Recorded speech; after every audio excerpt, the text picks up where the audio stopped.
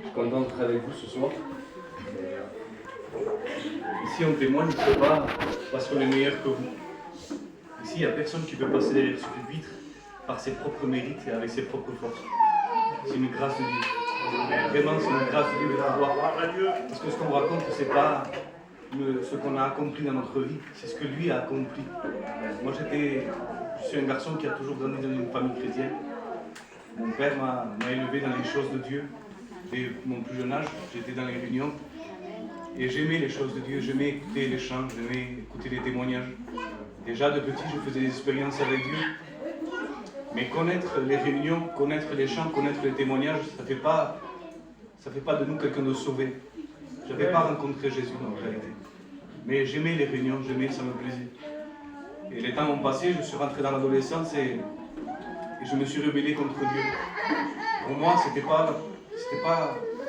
pas possible qu'on me dise comment je dois vivre. J'ai dit, je vais faire ma vie comme moi je veux. Et si les autres ont besoin de Dieu, eh bien, tant mieux pour eux. Moi, je n'ai pas besoin. Et ça, c'est un aveuglement de l'ennemi.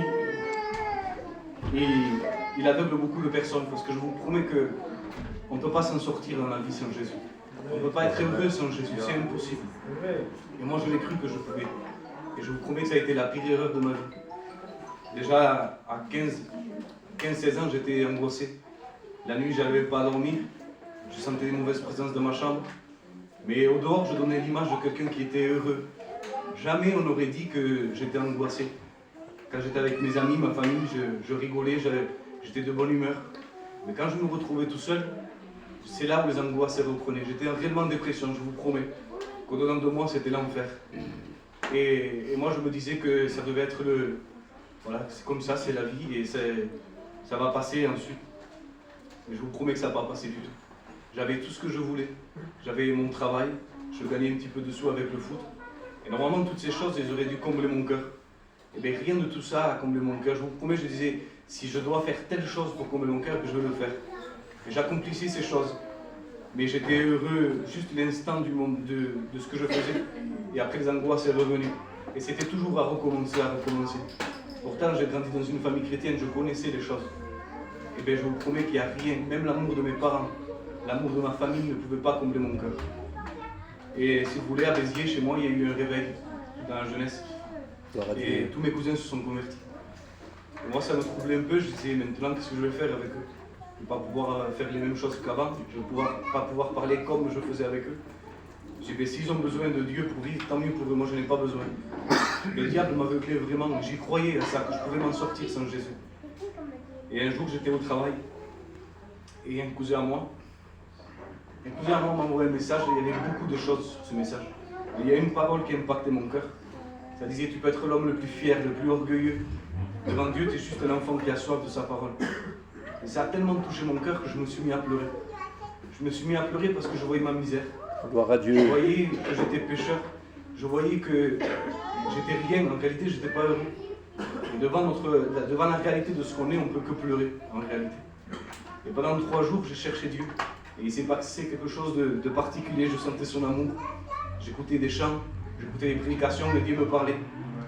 Et le diable, il sera toujours là pour nous décourager, pour mettre le doute, parce qu'il ne veut pas qu'on s'approche de Dieu. Et c'est ce qu'il a fait avec moi. Et je disais, Seigneur, c'est pas possible que je suis béni comme ça. J'ai juste besoin de pleurer, je suis en dépression, j'ai juste besoin de pleurer, c'est tout. Alors, j'ai fait quelque chose que jamais j'ai fait, j'ai ouvert mon cœur à mon père. Je lui ai envoyé un message. Et je lui ai décrit tout ce que je sentais au-dedans. Et c'était très dur pour moi parce que l'homme il est orgueilleux et je suis orgueilleux. Et de me livrer comme ça à mon père, ça me faisait quelque chose. Et la réponse qu'il m'a donnée, ça ne m'a pas convenu. Parce que lui, il m'a répondu uniquement avec la Bible. Il ne m'a pas répondu avec une sagesse humaine. Il ne m'a pas dit ça va passer. Gloire à Dieu. Il m'a dit si tu es comme ça, c'est uniquement parce que tu es pécheur. Et moi, je ne voulais pas l'admettre. Alors ce que j'ai fait, j'ai envoyé le même message à mon oncle Delio qui était pasteur avant sur les îles. Et lui ne m'a pas répondu complètement.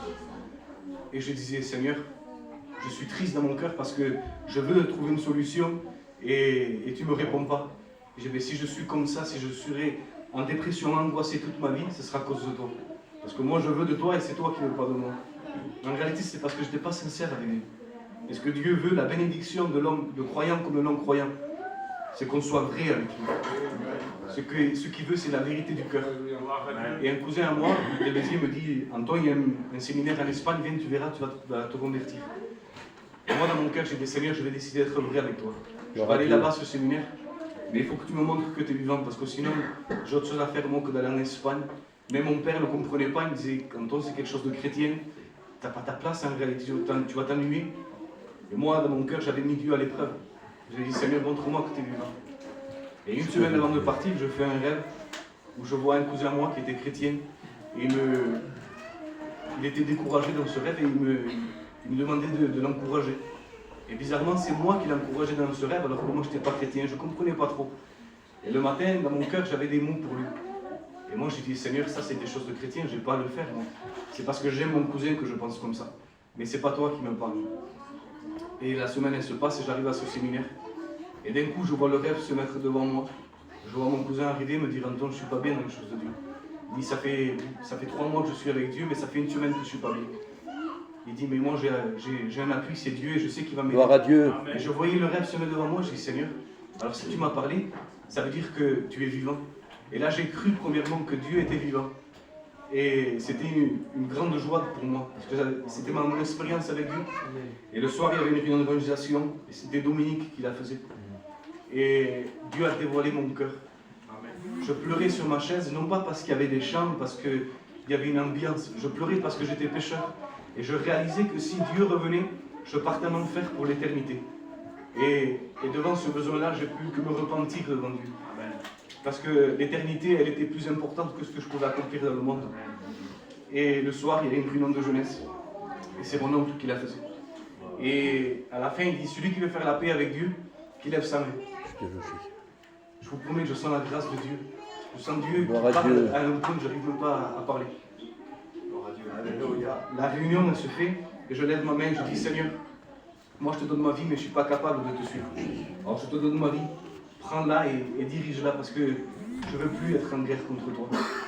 Et la réunion se finit, et j'étais heureux d'être chrétien. Je n'avais pas besoin de faire quelque chose pour être heureux, là j'étais juste de sentir la grâce de Dieu. J'étais heureux. J'allais voir tous mes cousins, je disais, je suis chrétien maintenant. Gloire à Dieu. Je vais voir mon oncle à la fin, je lui ai dit, tonton, le message que je t'ai envoyé, c'est plus trop la peine que tu me répondes. Il me dit, tu sais mon fils, moi je voulais te répondre. Mais Dieu me disait, laisse-le se débrouiller tout seul. Et au moment où il me dit ça, je sens une voix forte dans mon cœur qui me dit, tu vois, je ne suis pas le Dieu de ton père ou de ton oncle, je suis ton Dieu. Gloire à Dieu. Jésus, je l'ai envoyé à la croix pour tes péchés à toi. Et depuis ce jour, Dieu m'a transformé. Je ne vous dis pas que tout est beau, tout est rose dans la vie chrétienne. La pluie, elle tombe sur le juste comme sur l'injuste. Et il nous a fait la promesse qu'il serait avec nous tous les jours. Et c'est ça qui réconforte mon cœur, parce que je sais qu'il y a tout à gagner avec Jésus. J'avais des ambitions de réussir dans le sport, mais tout ça, ça n'a rien à voir avec ce qui nous attend dans le ciel. J'ai décidé de suivre Christ, pas parce que moi je l'ai voulu, mais parce que lui, il a voulu. Parce que c'est son plan que tout le monde soit sauvé. Alors ce soir, si je peux vous donner un conseil, malgré que je suis jeune, c'est donner votre cœur à Dieu. Soyez attentifs Gloire à Dieu. Que Dieu vous bénisse. Amen.